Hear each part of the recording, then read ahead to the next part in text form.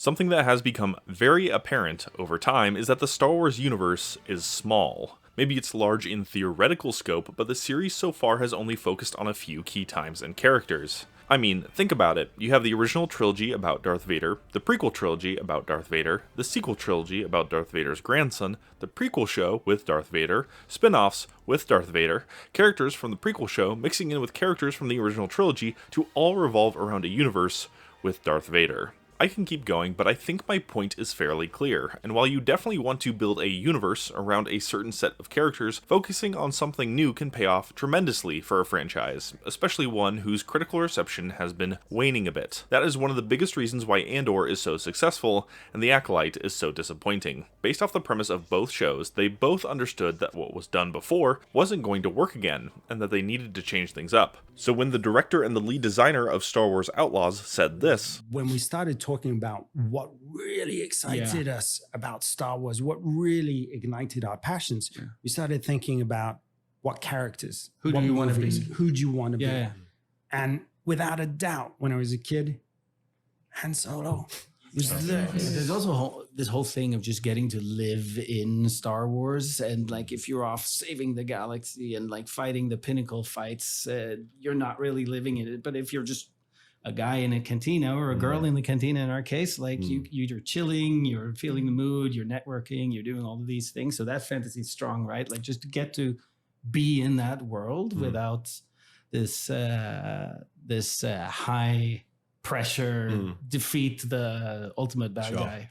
The huge stakes, right? Yeah, the huge stakes. I got a little excited. In fact, I knew that I wanted to do a video on this game, because I think that Star Wars rarely moves past familiar territory, and if done correctly, something special can come out of focusing on normal people living in the Star Wars universe. I mean, that's kind of like Andor, normal people and the ideologies that they get involved in, and that's the best Star Wars ever. But the Sabacc table is a bit stacked against Outlaws. This game has a lot going against it. It's an oversaturated franchise that now has a game which genre is also oversaturated, made by a publisher that oversaturates everything it touches. So to say that it was an easy target for criticism before the game even came out is a bit of an understatement. It's like a Thanksgiving feast for the common clay of the internet. But this made me all the more eager to give this game a try, because I thought that if it executed the director's vision well and avoided some pitfalls that open world games fall into, this game could have surprised everyone, including me. So I played it, and I did not like Star Wars Outlaws. I think that it doesn't achieve what it sets out to do, and it's unsuccessful in giving you an experience in the Star Wars world that truly reflects not only what it's like to live an everyday life in this universe, but even what it's like to be an outlaw, which is the name of the game. Literally. It comes up short in plenty of other ways as well, specifically in regards to gameplay and story, while not excelling at anything to make up for any of its faults. With that being said, there are some salvageable ideas here, and they have so much potential that I think a sequel to this game could work well if a few minor changes and a plethora of major changes occur. Star Wars Outlaws is mostly a game that you have already played. It's also slightly not. Outlaws takes the most basic recipe from what is the cookbook of open world games and adds one or two new ingredients to make something that is 95% familiar and 5% new.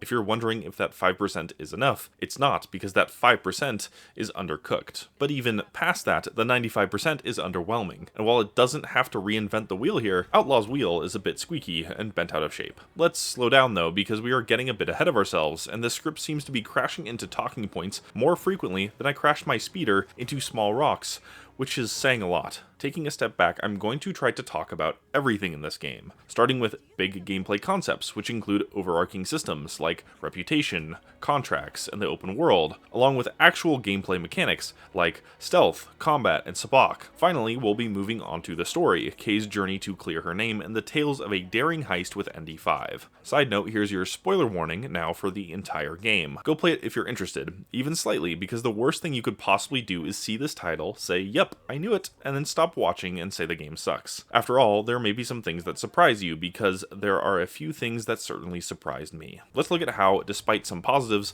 Star Wars Outlaws fails its core purpose.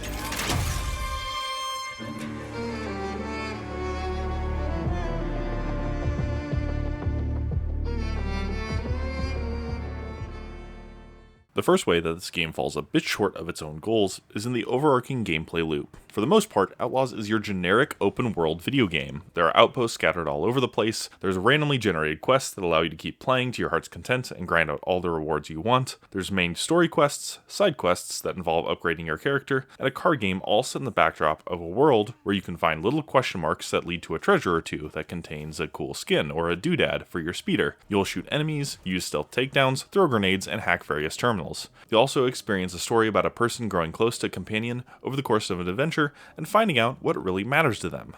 Obviously, not necessarily a pioneer in game design or a groundbreaking narrative, since these mechanics and story beats are used in most open world games. So I want to start by focusing on the things that Outlaws has that's unique, for better or for worse, and that will lead us to some criticisms of the overall design of open world games that reflects Outlaws all too well. The biggest difference between a lot of open world games and this one is the faction system. It's Outlaws' biggest selling point. You have a reputation to uphold with 4 different clans throughout the game, and almost every action you take affects this system. Your reputation will fluctuate depending on who you decide to help or stab in the back. For example, let's say you take a side quest for the Hutts, the syndicate that rules Tatooine. It's a job to escort Hutt convoys through Pike territories. Complete most of the quest in Gorak, the Pike leader will contact you to offer a choice. Betray the Hutts for double the credits and gain reputation with the Pikes, or finish the job to gain notoriety with your original contractor. Either way you choose, you will gain reputation in one and lose reputation in the other. Reputation also goes up and down depending on a few other things. If you attempt to rob a faction or sneak into a restricted zone and get caught, your reputation will go down. If you do contracts for the faction, it'll go up. Fail those contracts and it'll go down. Sell faction-affiliated merchants data disks that you can find, and your reputation goes up. This system I just described is one of the game's biggest weaknesses, but it is also the main reason why I say a sequel could have a ton of potential. I like the idea of having a reputation system. I don't think a mainstream game has done this before, at least not one that I've played, and there is something compelling in trying to balance your favors. Having a faction's favor be a contributing factor in your decision making is something that could offer interesting choices in both gameplay and story. In general, so many decisions could alter the very core of the game. It could effectively have a few different main story routes, or maybe different side quest endings if they wanted a consistent narrative. Getting involved with a faction could have some serious benefits that really only a video game format could make you feel, like easier combat encounters or providing unique actions that benefit a playstyle. Basically, providing rewards for you, yourself, choosing one faction over the other is something that was super appealing to me. Having those loyalties react to your personal journey is something that I was looking forward to. However, despite seeing the promise in this system, I don't like its application here. The biggest issue with this system is that it doesn't do enough to change both gameplay and story. We'll get to the story faults a bit later, but for now, let's try to focus on how it disappoints gameplay-wise. They're kind of interconnected, so it might be a bit difficult, but just like this game's stealth, let's try to brute force our way through this. As we follow the rabbit trail of faults, it becomes apparent that the entire system is broken to the point of needing significant overhaul. First off, reputation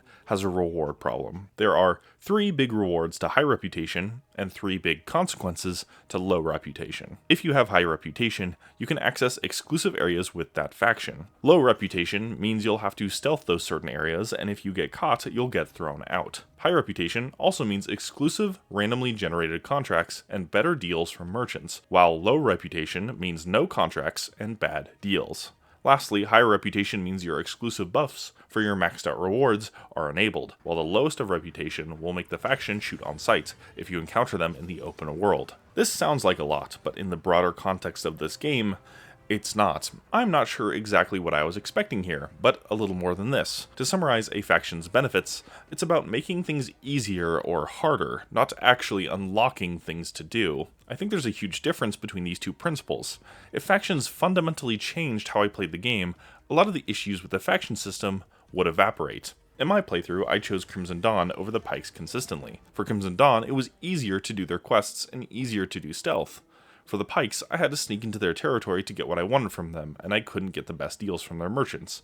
But I'm not actually losing much from this example. Having bad reputation doesn't lock you out of any important content. I can think of one instance where you need good reputation to grab an optional upgrade part, but that's it. Besides this instance, you can always sneak into an opposing enemy's territory to grab what you need. And this is consistent with most of the game. It's about not letting the player miss out on content. And when a game is so obsessed about providing alternate routes to get to almost everything, what exclusive rewards are left for the game to give you? This problem is exacerbated by the fact that your reputation constantly fluctuates. I understand the ability for your reputation to fluctuate is kind of the entire point of the system, but it creates significant problems. To get max reputation with one faction the fastest, it required me to screw over one faction over and over again, so I said screw the Pikes because I thought their benefits were the most lame. Once I maxed Crimson Dawn, I moved to the Ishiga clan to max and screw others over, and then the Hutts. It is not satisfying to keep doing this because it's not making me think critically about which faction I want to support, and when I stop thinking critically, I start getting bored. In other words, the only thing that ever mattered to me was maxing the reputation to get the gear. This led to making choices solely based on the little rewards that you get. I took nothing else into consideration. That's because the factions are way too similar from a gameplay perspective. As long as you're not being hunted by more than one faction and you are in good favor with two, you're going to have what you need at your disposal. Merchants and contracts aren't distinct enough, and the most important side quests will always be available no matter what they think of you. Who cares if my reputation with one faction over another goes up or down? There's little missed opportunity, slight inconveniences, and rewards no matter which way you slice it. It discourages choice, and it encouraged abusing the system. A lack of rewards is paired here with a lack of opportunities to make significant choices. Specifically, I'm talking about the ability to use your reputation to alter significant events and change quests. Now, not every game needs the ability to talk your way out of scenarios. This is pretty common in RPGs, and not every game needs to be a pseudo-RPG that pretends to give players freedom of choice. So why do I critique Outlaws for not having more complex decisions if I say that not every game needs them? Well, glad you asked, because Outlaws already has these types of decisions in the game. For very minor quests and rewards, you can, with the right reputation, avoid paying a fee to access an area or get a charm. And that's it. It has no bearing on any major or minor quest. If a choice system like this is already in the game, it's going to make me question the missed potential if this system was applied broadly. I can easily imagine a game that allows you to make complex decisions that reward you with bypassing large-scale engagements or punish you with extra ones. Having an inn with an Imperial base because you decided to help a certain faction over the other is something that sounds fairly realistic in this world, and yet it's nowhere to be found. There's even a faction that specializes in having Imperial friends. Going even further, story quests might even be able to change based on which faction you side with. Imagine if you relied on Crimson Dawn to get you into an Imperial base. You'd be faced with a stealth section, while Pikes would throw you through a combat trial. And this is just the tip of the iceberg. From a gameplay perspective, the absence of any major system like this is severely felt. But with that being said, keeping almost all content available to everyone despite reputation and having the shallow choice system is definitely the lesser of two evils. More dire consequences without any tweaking of how the system actually works would lead to a way more frustrating experience. Imagine being locked out of content because you suck at stealth. So a watered down system isn't the worst thing in the world when it could have been a lot more frustrating. I also like some of the consequences here. Factions having the ability to shoot on sight is a good way to punish players. I just wish there were things like exclusive quests and more rewards, or maybe a reward for sticking with a faction the entire time. Just like the player should have the choice to play all sides to get ahead, it would be really interesting to have a faction where you can pledge your loyalty to. Imagine if you could freeze your max reputation with one faction permanently. The enemies would turn into allies, but contracts and side quests crossing them disappeared. Maybe throw in some exclusive quests with characters from that faction and you have an interesting decision on your hands. And maybe I'd actually care a bit about getting involved in a syndicate. And that leads me to a conclusion that I am forced to draw, that a faction system like this is inherently flawed. The more I think about it, the more I believe that there's actually no good way to do this system in this type of game. This game would need to become something else entirely for there to be actual consequences to choosing a faction over another. Missable quests, exclusive faction quests, choices with weight to them, and a much larger role of factions that hate you. But the game wants to avoid that because it doesn't want to lock players out of content or inconvenience the player too much. It's scared to throw the player something that holds them accountable for screwing over a criminal organization. Which sounds a bit crazy, but here we are. Not only is the faction system broken itself, it contributes directly to why combat is so discouraged. So with that, let's talk about some gunfights. This game flips between stealth and combat like most open world games. In those games, getting caught means that you lose the advantage, or you have to fight the remaining enemies on a more even ground. In Outlaws, it's mostly no different. While there are times where you instantly get kicked out or fail a mission, they're only present in a few areas, and certain scripted jobs or missions. In the open world and in most side quests, if you are caught in stealth, you enter combat. But what is different in Outlaws is that this causes you to either lose reputation or gain wanted level. Shooting people of a faction, even if they're hostile, will cause you to lose reputation for brawling. In other words, you should never shoot anything unless the game forces you to. This is frustrating to me because combat in this game is the most consistently fun part, and when a game discourages you to take part in its most fun aspect, I get a bit angry. And it really is the best part of this game. I found the gunplay to be amazing. I love the sound and feel of Kay's blaster, as every shot rings out and hitting your targets is super satisfying. The 3 modes are unique enough, and I like changing from one to the next depending on the situation. A cooling system, instead of reloading, is much better and much more interactive. Pressing a button consistently at the right time is just enough for my idiot brain to go, press button and get reward, and combine this with the already great feel of shooting, and then we have ourselves a game that's, dare I say it, fun. That's right, I admit it, in forced combat encounters where I knew that I wasn't going to lose anything, I was having a blast. I was scrambling, sliding, shooting enemies, picking up weapons, and smacking stormtroopers so hard that I couldn't help but smile. There are a few negatives though. First, while ground combat is good, space combat kinda sucks. It doesn't have the same systems that make case shooting successful. There's no cooldown button, and a lot of defensive maneuvers are locked behind some quests, making defensive options very limited early on. Plus, the ship auto lock-on I found to be very generous. I just kind of went on autopilot. Again, there's some simple fun to be had here, and I like the things you do outside of space combat, but you're getting jumped by pirates and other factions constantly, and it forces you to partake in a lot of dogfights. Second, things get a bit stale, since this is the only method of combat, and that's to be expected, and while it's fun, it can get tiring if you go long stretches constantly shooting enemies. This is a problem with shooters in general, but it's a problem made worse when you're using the same weapon with the same enemies for most of the game. A few more enemies, especially across different factions, and maybe another weapon that you aren't forced to drop would have really helped here. Third, and most importantly, this entire combat experience feels like it's about Kay's lack of power. She's not supposed to be a one-woman army that can take down an entire empire. This makes narrative sense, and actually aligns with that goal that the game director mentioned at the start of this video. But I think this itself poses an issue. This entire genre is about leaning into being a one-man or woman army. Look at games like Horizon or Ghost of Tsushima. It plops you down in the middle of a ton of enemies and doesn't care how you dispatch them, but you'll need to defeat them all by yourself, or maybe with a companion. But these games have the luxury of creating the illusion of empowerment. A Ghost of Tsushima can take out an entire Mongol army at once, unlocking more options to kill more enemies in more ways, and that's what makes it fun. Outlaws has the burden of creating an illusion of disempowerment. Outlaws are not supposed to change the world. They're not supposed to take on the Empire. They're supposed to live a life that relies on the current status quo. They're supposed to be selfish and greedy people who don't want to change the world or take on thousands of soldiers. That's a rebel or a Jedi.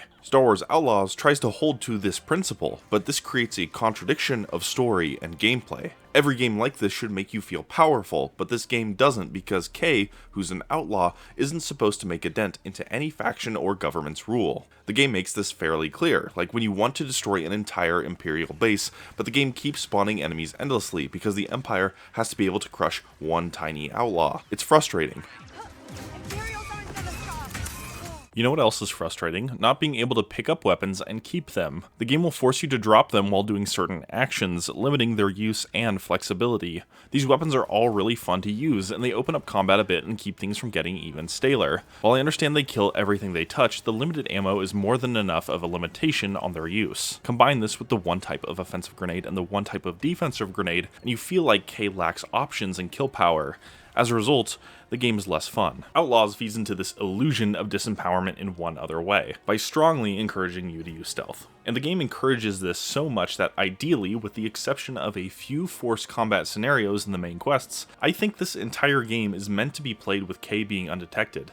I get why you would want to do this. Star Wars itself is filled with sneaking, and it's only natural that it shows up in a Star Wars video game. But just like combat, there's some major issues, and it all boils down to a lack of options in approaching situations. I'm going to be blunt. Stealth isn't fun. First off, a minor issue.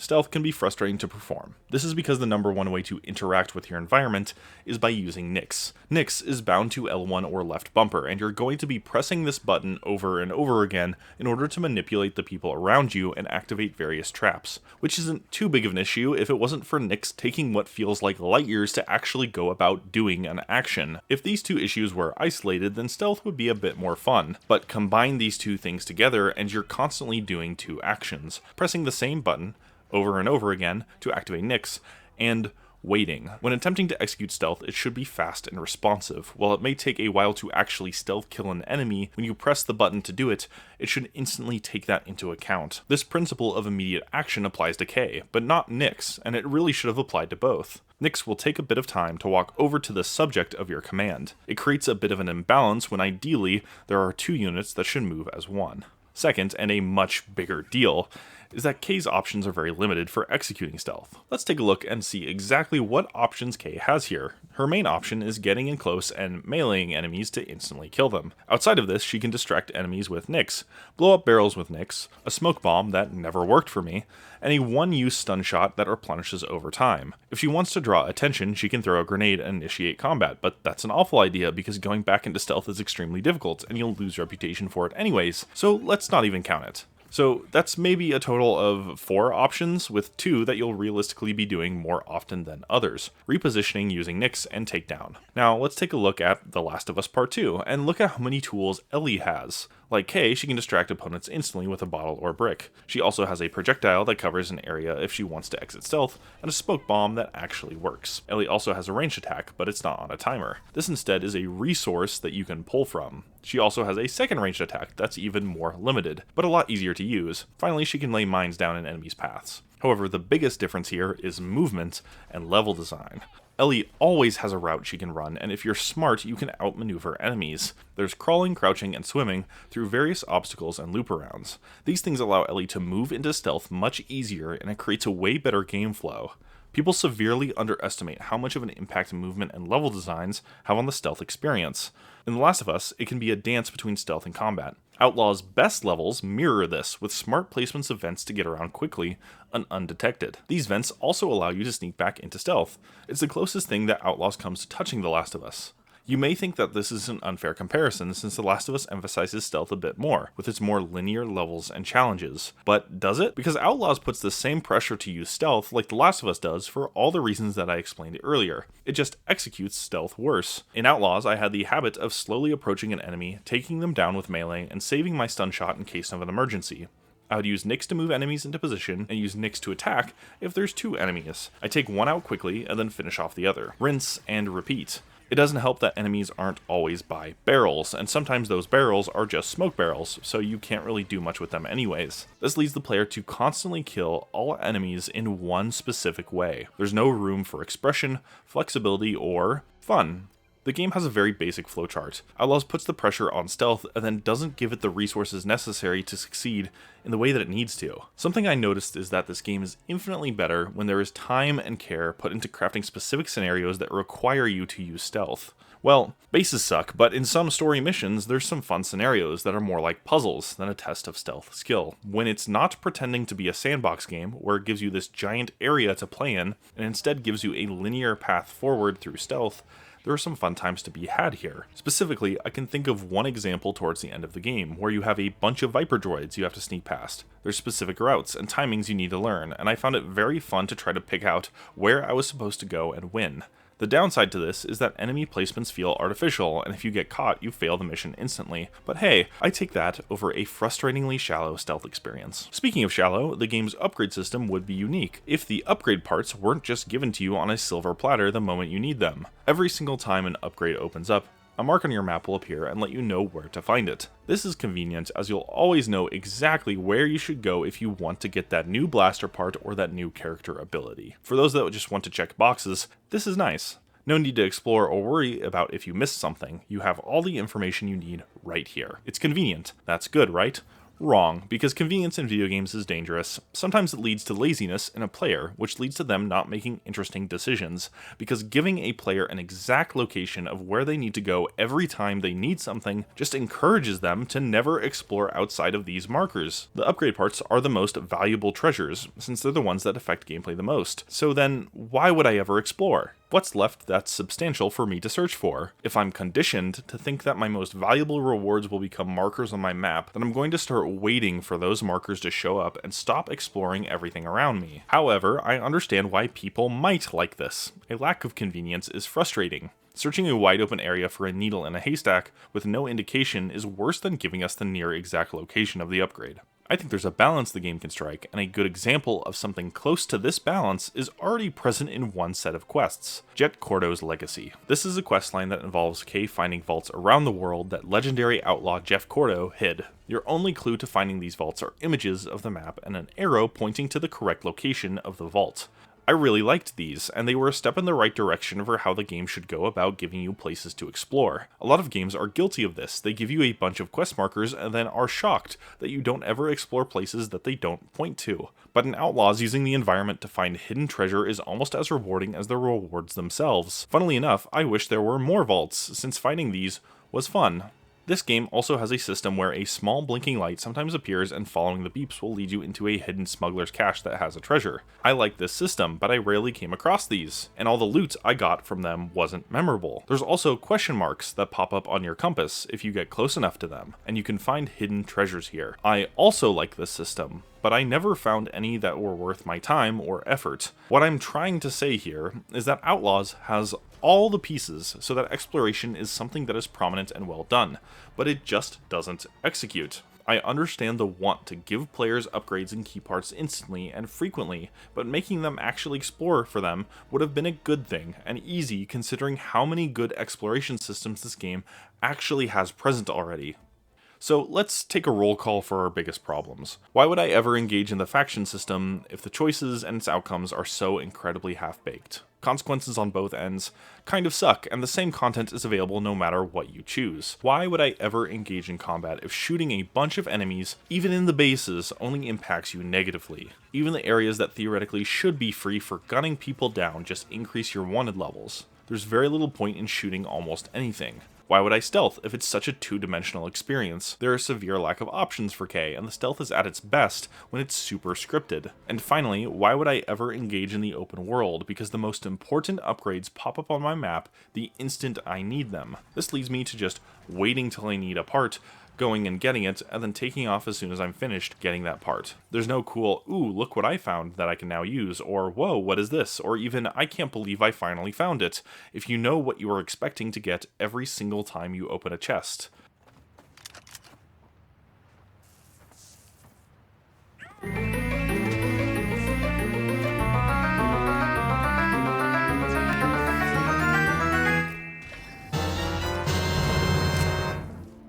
These 4 questions were all so prominent through my playthrough that it made me feel like none of the content was ever worth doing. I stopped caring about factions, I stopped searching for treasure, and I stopped shooting enemies and raiding bases. And I quickly came to the realization that this is a game that gives you a lot of stuff to do in the overworld, but I didn't really have that much fun doing it. Which is a shame because I think there are ideas here that can work with a few changes. A faction system does have a lot of potential, but those choices would absolutely need to impact more than just a number. Allow bases to not affect wanted levels and keep the enemies from spawning endlessly. Expand K's stealth options, especially those outside Nyx, and stop telling me where everything is. That's the quickest way for me to stop searching for anything at all. This video has been pretty negative so far, but I do want to talk about one major part of the overall gameplay loop that I really enjoyed. And that's whenever the game made me feel like I was doing jobs to get money or gear and further my status as an outlaw. Stealth combat and exploration be damned, when I was buying into the fantasy that the game wants to set up,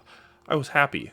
The problem with this though is that the fantasy quickly shatters when there isn't enough outlaws for me to achieve. This game desperately needed to make me feel like I was making a name for myself in the underworld. More money, bigger ship, bigger crew, bigger jobs, that is what this game needed to make me feel rewarded. Anything to denote a progression in Kay's abilities and her resources as an outlaw. Give me something to save up for or work towards, a bigger ship that isn't just upgrades, an exclusive club with riskier missions or something, but at the cost of them being even more morally grey. There are so many things that they can implement, contributing to the feeling of becoming a bigger and better outlaw, and the game does almost none of it. This slowly, over time, built up a feeling of wanting to be done with this game before I even finished the main quest. And I think that lack of outlaw factor is a major contributor. What was left for me to do outside the main story was so generic, and I can find it in almost any other open world game. I slowly started blowing by outposts and events. Question marks appearing on my compass went ignored, and treasures remained unopened. This feeling came to a head when I loaded up the game after I beat it and realized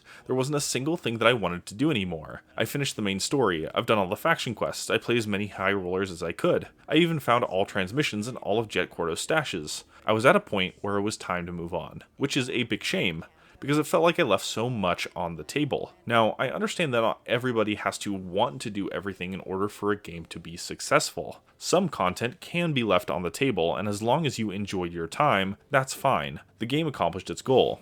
Every individual player should play to the point where they're not having fun anymore and then quit. That's part of the beauty of video games. But ideally, a perfect game would want to keep you engaged in all of its content, and this would have been the perfect opportunity to extend the game beyond the scope of what many people feared it would be. But instead, the game settles for basic quest design. It doubles down on the typical open world experience instead of the Outlaws experience that the director wanted us to have. Its mistakes come from the game being scared to set itself apart by truly leveraging its unique systems. Outlaws plays by the rules and loses sight of its own goal.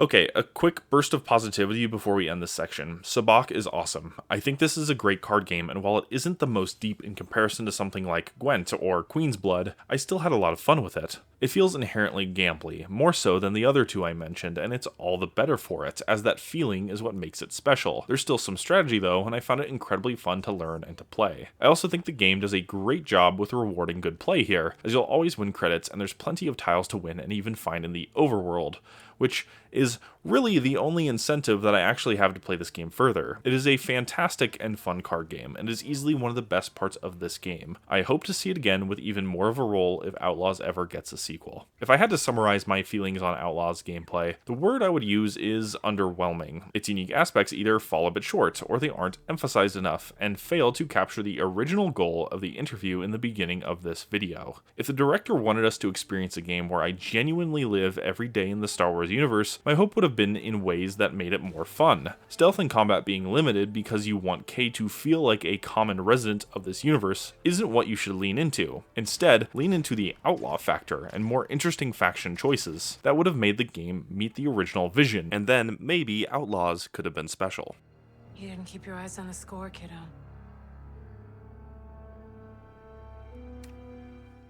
Just like how the gameplay is riddled with both bright spots and disappointments, so is the story. And when I say story, I'm not just talking about the main quests. I'm talking about the side quests, the characters, and the factions. Based on how this video is going, it's probably no surprise to say that while Outlaw's story has a strong premise and some very strong moments, it makes the mistake of misallocating resources and skipping over or waiting to pull the trigger on stronger story beats before it's too late. When the story is soaring high, there are good characters and some powerful themes here that aren't really done much in video games. But when the story is at its worst, it's crashing and burning, all while being choked by horrible pacing, boring side characters, and bland syndicate factions. Star Wars Outlaws goes for a fast start. We are swiftly introduced to Kay Vess and her pet, Nyx, who live in the attic of a bar on Canto Bight, the casino planet from everybody's favorite Star Wars, and Kay is an outlaw ready to make a name for herself beyond just small gigs. After one of those small gigs goes wrong, Kay takes an even bigger job from her landlord, which involves robbing a top casino. So you meet with your crew and break in,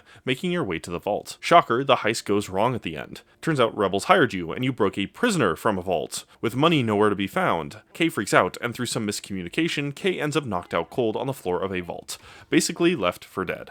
I like these first few story beats. While it makes little sense for Kay to take on such a large job right after her carelessness put her in danger from the last one, it's excusable from a player perspective because it means you get to experience what Outlaws has to offer immediately. It's not the strongest writing, but it's a good jumpstart that shows what Outlaws theoretically should have been about: robbing the rich and attempting to make a name for yourself. I think this is a strong enough opening to lay some groundwork for something great. Sure, I have no emotional investment in any of these characters yet, and it's ridiculous that the game even expects me to give a shred of care towards anything, but a heist on a Canto Bight casino is fun. Unfortunately, not much happens from here on out until the end. The main villain, Sliro, finds you when you wake up. He tries to kill you, but thanks to Nyx, you escape Kanto with a death mark and a brand new ship, which is conveniently laying out there in the open to take.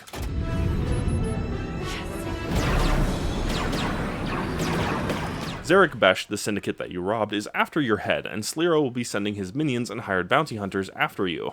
After crash landing on a planet called Tushara, you meet Waka, who helps you rebuild your ship. You meet some crime syndicates, get flooded with side quests, and after a few jobs introducing the syndicates and getting parts to help Waka, you are told to go get one final ship part in an old reactor. After a series of platforming puzzles, you finally find what you need, only to be greeted with a shocking surprise.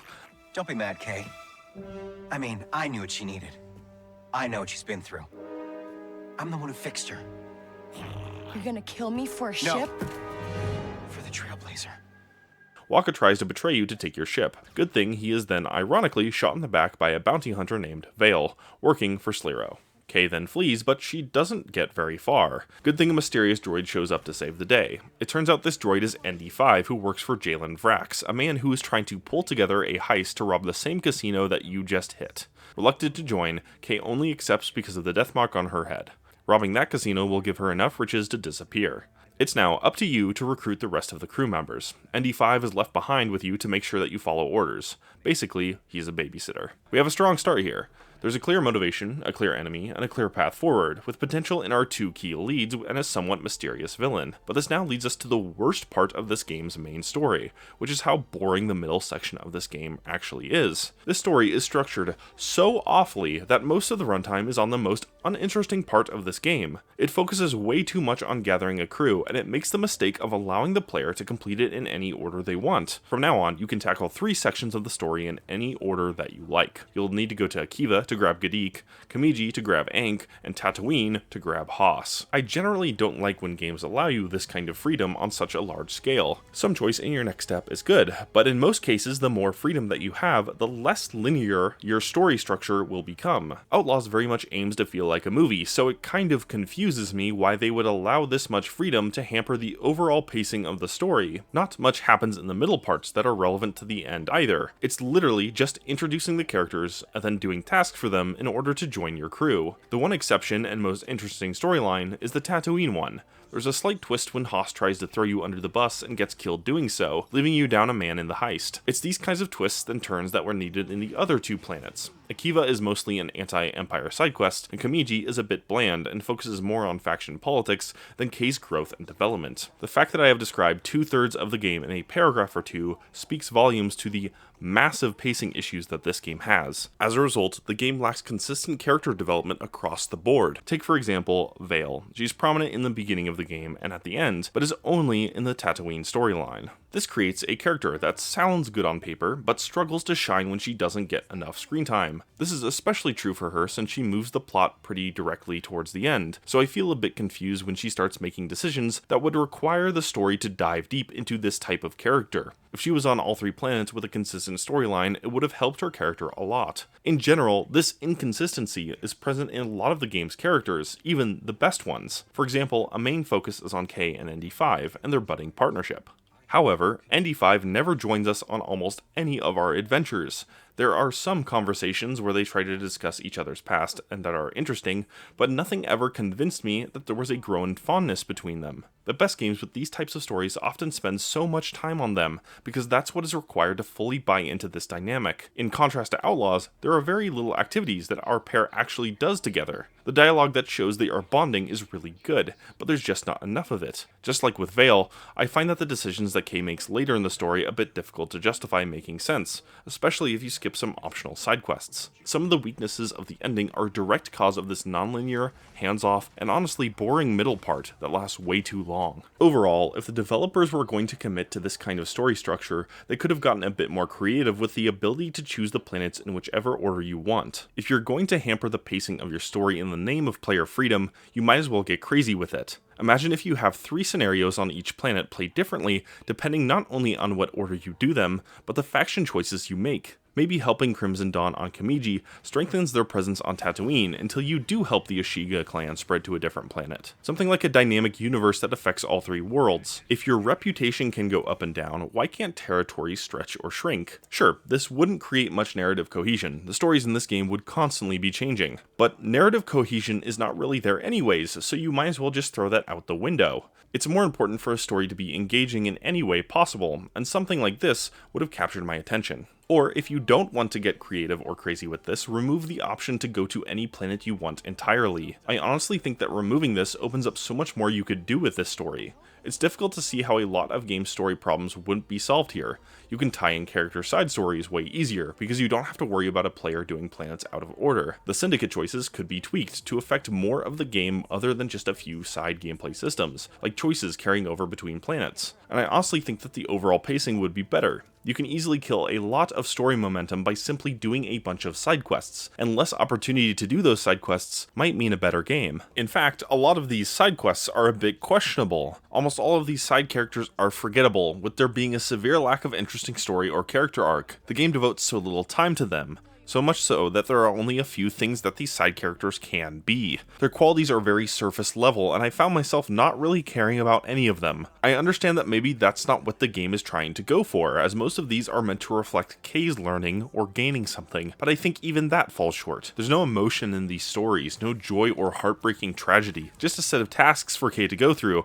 while whooping some syndicate ass, and maybe learning a cool new trick. Which isn't awful, but it gets a bit stale, after the same type of missions pop up over and over again. Most of them start the same and end the same, with a syndicate contacting you, you acquiring an item or doing a task, and then another syndicate popping up and giving you the opportunity to double cross them. The rest of the quests make you find a character, help them out, and then you learn a new set of abilities from them. Rinse and repeat for both of these. When your quests are formulaic, it means they lack personality. Speaking of lacking personality, part of the issue with these factions themselves is that they are all blank canvases. They barely have any personality, and the main cause of this is a lack of ethical stances. In the game's side quests, there are no interesting moral dilemmas or choices being made, which means that the factions boil down to colors, aesthetics, and rewards. For example, there's a choice in this game that involves pocketing a treasure or giving it to a choice of your faction. This would have been a way more interesting choice if each of these factions has an ideology you're contributing to. It would cause me to pause and ask myself if I really wanted to help a certain faction out to achieve their goals. I understand that maybe one consistent ideology might make choices even more pointless, but I think this is where the writers would need to step up and create different scenarios on why you would want to maybe choose a different side. That way the choices and consequences would feel more varied. But what doesn't lack personality are 2 of the game's core characters. I actually like all of them, despite most of them not developing very much or not getting enough screen time, but I wanted to give credit to where it's due for 2 in particular that stood out. Kay and Rico Vess are by far the best characters, and their conflict is, without a doubt, the best part of the story, and it's a story that picks up quite a bit when you finally gather your entire crew. As soon as you finish all 3 planets, surprise, it's time to go on a quick side quest with ND5. During Gadik's section on Akiva, ND5 was slightly injured, but immediately brushed it off. Now this injury is coming back to bite him. Your goal is to go find a part from an abandoned droid factory to repair him. Once there, you run into the rebels that originally hired you, specifically the one you broke out of Slayro's vault at the start of the game, named Asara. They want you to free some rebels from the huts in exchange for fixing ND5. So Kay goes and frees the rebels, which fulfills her end of the bargain. She then returns to ND5 to put in a part that Gadik can't for some reason, only for the maintenance process to shock her and knock her out. This quest's entire purpose is to show the great lengths that Kay will go to for ND5. I'm a bit split on this. If this is to showcase how loyal Kay is as a person, then I like it. It's possible that this is how Kay naturally is, and ND5 represents a chance for Kay to do something that nobody has ever done for her. And I think that's what this should have been mostly about. but if it's a showcase for how much Kay likes ND5, then I don't like this. ND5 has been nothing but a hindrance to her, as he constantly reminds her that if she deviates from Jalen's plan, he will eliminate her. And while her decision to go on this little side quest is in line with her character, I don't think it's earned. This quest showing an inherent quality in Kay is easier for me to buy than it showing a budding relationship. Regardless, Kay wakes up and is hit with quite the surprise. I told him not to. Secrets, contacts, credits. I'm the one who brings it all together. Hey, Kay. We need 2 slicers, right? Well, here's the best of the best. Not her. The big twist, right before you leave for the heist, is that Jaden hired Rico to be the second slicer to replace Haas. Rico is Kay's mom, and she left her when she was a child. Kay is obviously very upset by Jalen hiring Rico, and this instantly adds a lot of much needed tension. Almost the entire ending is full of this conflict between daughter and mother. This part really worked for me because Rico is a horrible mom. She is an awful person that has taught Kay since she was little that she cannot rely on anyone. She has constantly put her own needs above Kay's and is an extremely selfish person. This is ultimately the reason why she ditches her when she is a child, because Kay isn't fit for the life of an outlaw. In other words, Rico just wanted out of her responsibilities. It's a strong moment that made me angry for Kay, with an equally strong moment when she suddenly appears in her life again. She starts to charm Kay, bringing up memories of them when she was young, only for her to ultimately make her typical selfish decision. I found Rico's awful qualities well represented. I found that she was deceptively endearing, and I found that her sudden disappearance later was abrupt, and that's how it should be. She's gone as quickly as she appeared. Honestly, I think this is a very fresh conflict in video games, maybe because there seems to be a lot of surrogate parent plots nowadays, but regardless, I found it to be really well done. We are jumping a bit ahead here, but if there's one thing I didn't care for in this story beat, it's a small twist in the story that maybe Rico did care a bit more about Kay than we thought. During the end credits scene, we found out that the small token from her mom that Kay has been carrying around is actually a tracking device, and that's what allows Ankh to find and save Kay. I don't really like this twist. I think it undermines everything I said from the last few minutes about the game doing a really good job of making you feel manipulated by Rico. While I understand that Rico should have some redeeming qualities, and a parent may still care about their child in some way even if they abandon them, it just feels a bit tone deaf when Rico has not shown any love to Kay in almost any way. Going back to our main plot, it's heist time. Asara decides that he wants in, and joins you for some extra muscle and a bit of cash for his rebellion. But before Ankh can blow up any vault doors, you have to break into Sliro's private quarters to steal his security codes. So Rico and Kay take the lead on a quick robbery. And while swiping the codes, twist number 2 shows up. This is a surprise?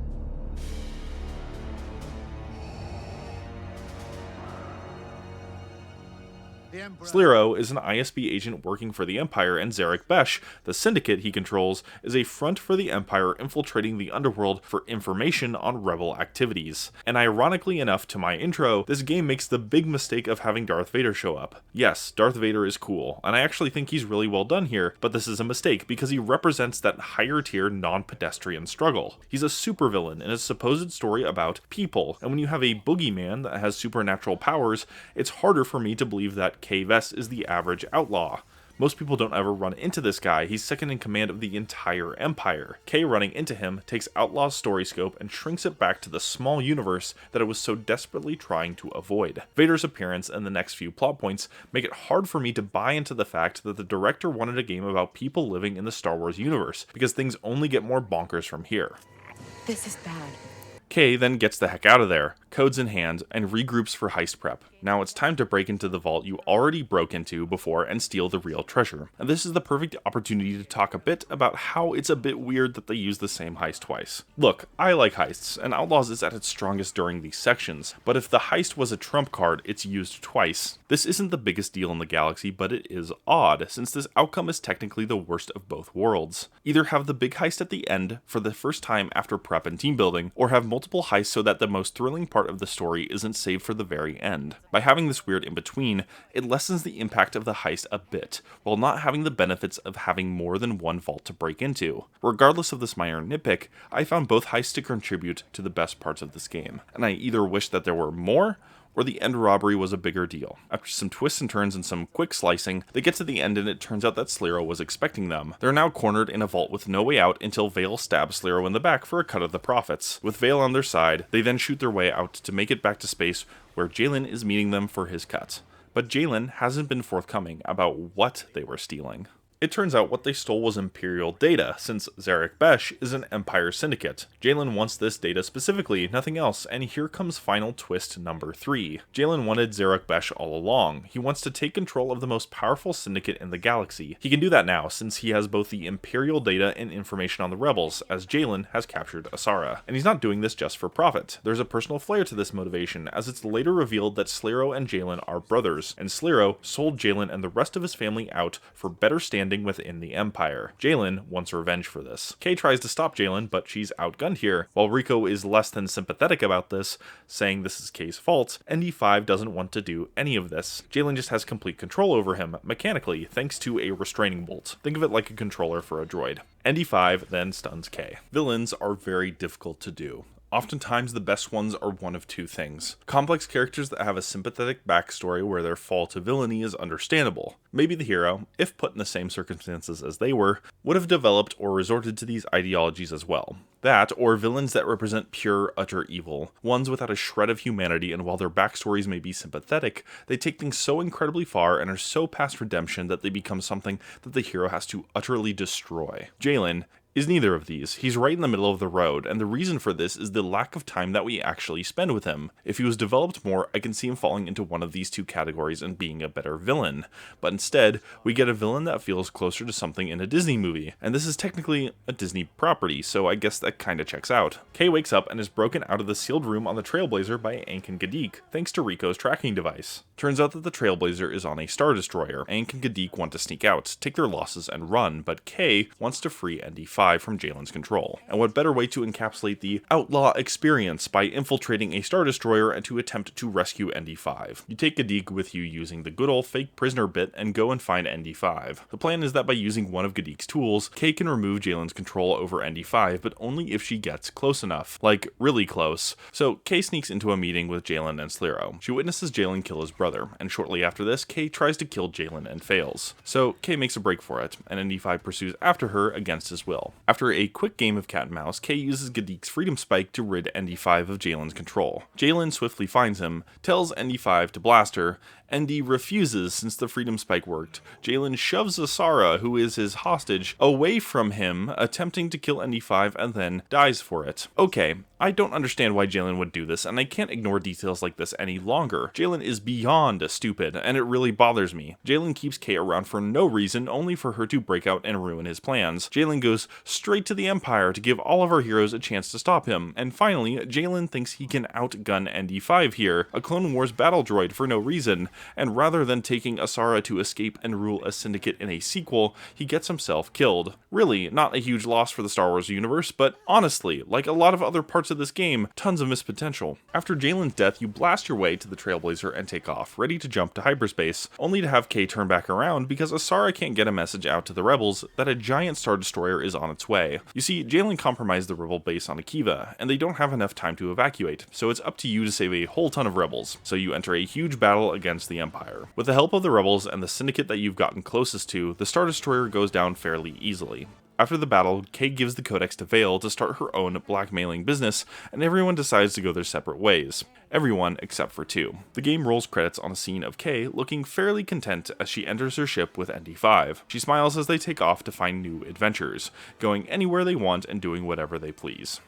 The worst part about this ending is that this game becomes a parody of itself. It ends with a massive battle against the Empire, taking down a Star Destroyer. In a story that was gearing up to be personal, that didn't want anything to do with taking down a big bad, it ends with an act of rebellion. And that was a little disappointing to me, because the game borders so close on separating itself from something that we have seen before, but at the end it falls right into the habit of the very thing they tried to avoid. A story where you stick it to the man. And no matter how many times Kay says herself that she isn't interested in becoming a rebel, I feel like she's lying because all the damage we ever do is to the Empire.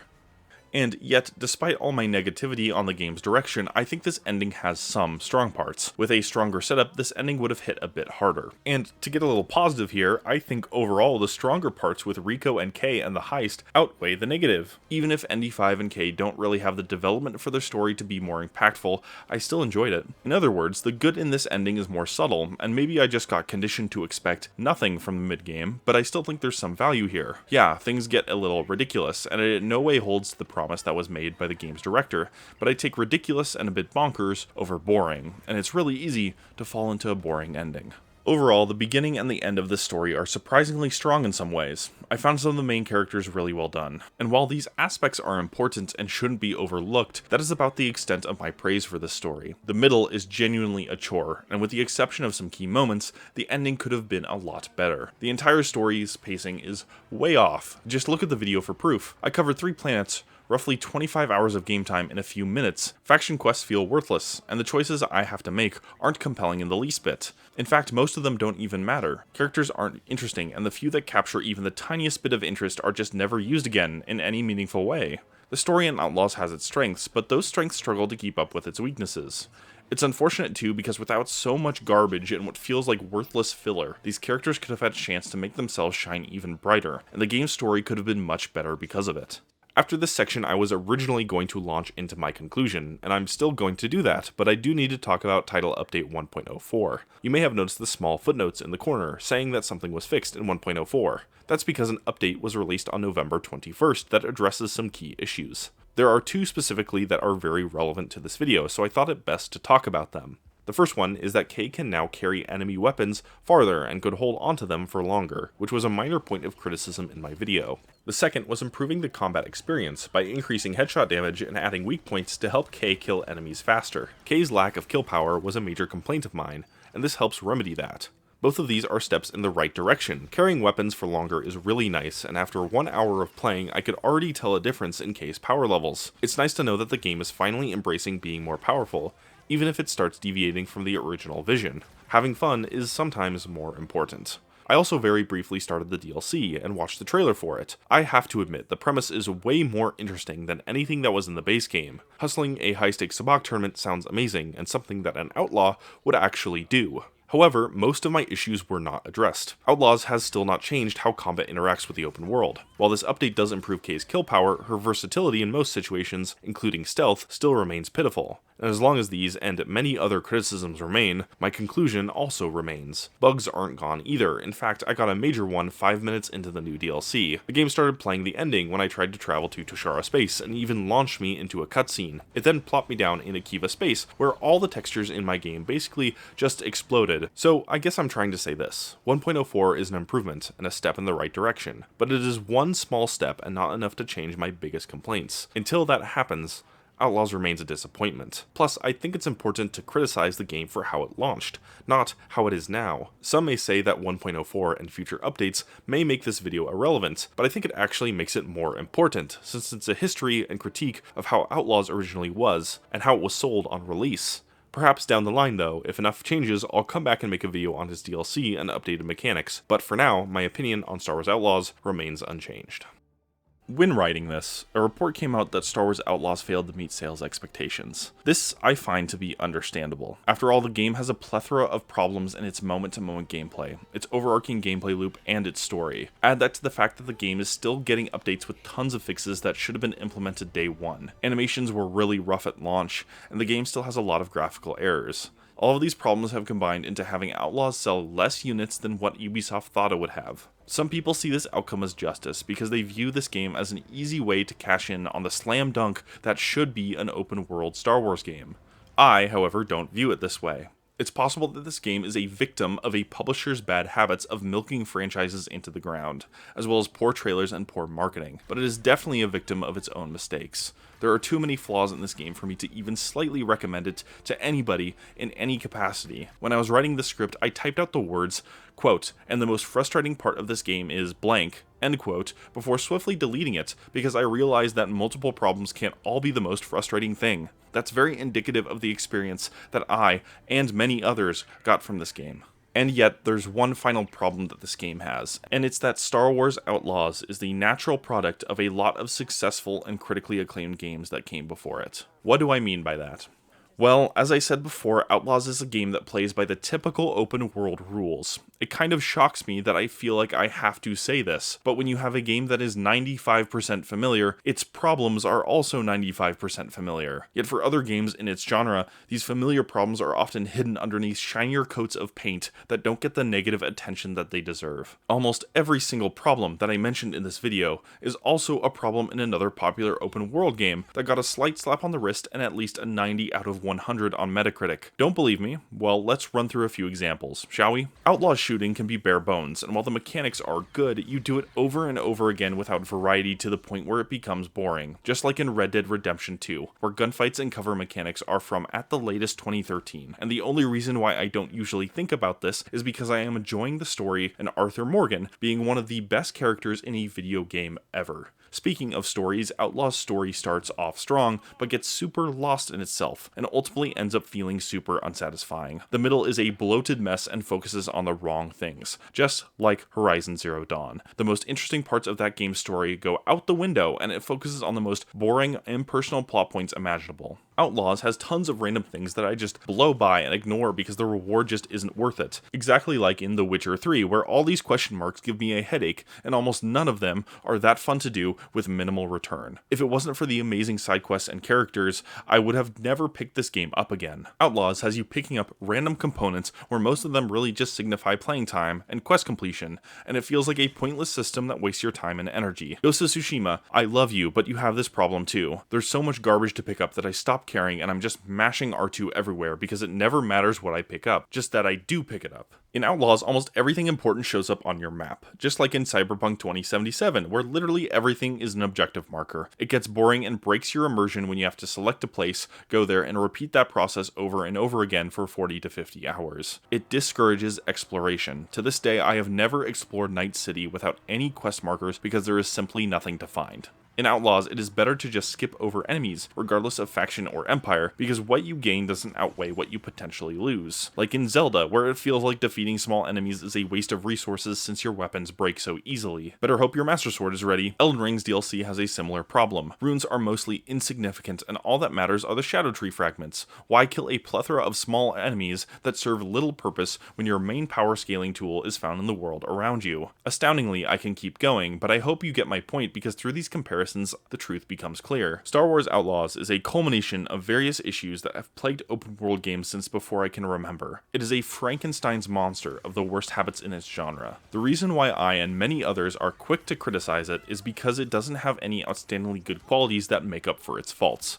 There's no Arthur Morgan, no Keanu Reeves or Idris Elba, no beautiful landscapes and amazing combat, no Geralt or Ciri, no Hyrule, and certainly no lands between. It's easy to see past the surface when you're not distracted by some incredible aspect of the game that gets way more attention than its various faults. And yes, a large part of this is on Outlaws. Not only is it riddled with way more faults than any of the games that I mentioned, it's a culmination of all their faults. It also doesn't have that ace in the hole, that redeeming quality. But the biggest reason it even needs this in the first place is due to the genre refusing to innovate. It's to the point where negative aspects have become genre staples, and I think people just started ignoring them. So I guess I feel sorry for Outlaws in the end, and not because it's secretly good. And while I don't think it's a bad game, I do believe that it deserves every ounce of criticism that I gave. I wouldn't be making this video if I didn't believe that. No, I feel sorry because so many games before it deserve some of Outlaws' criticism as well. I wanted Outlaws to succeed, and I would like to think that maybe, if a few games' handful of flaws were recognized for the faults that they were, rather than being glossed over as a genre staple and poured directly into Outlaws, then maybe Outlaws could have stood a better chance.